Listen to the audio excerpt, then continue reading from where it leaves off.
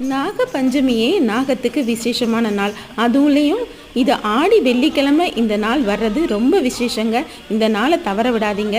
இந்த நாளில் உங்கள் வீட்டுக்கு அருகில் உள்ள ஏதாவது புற்றிற்கு இல்லை நாகர் சிலைகளுக்கு சென்று பாலினால் அபிஷேகம் செஞ்சு பாருங்கள். இல்லை பால் ஊற்றுற மாதிரி இருந்துச்சுன்னா பால் ஊற்றிட்டு வாங்க.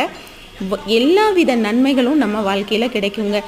ஏதாவது ஒரு காரியம் தடையாகிக்கிட்டே இருக்குது, ஜாதகத்தில் ஒரு நமக்கு எல்லாமே நல்லா இருக்குன்னு சொல்கிறாங்க, ஆனாலுமே காரிய தடையாகிக்கிட்டே இருக்குன்னு நினைக்கிறவங்க இந்த நாளில் புற்றிற்கு பால் ஊற்றுறதன் மூலமாக எல்லா வித தடைகளையும் நீங்கி இந்த நாகேஸ்வரி அம்மன் நமக்கு வாழ்க்கையில் வெற்றி கொடுப்பாங்கங்க.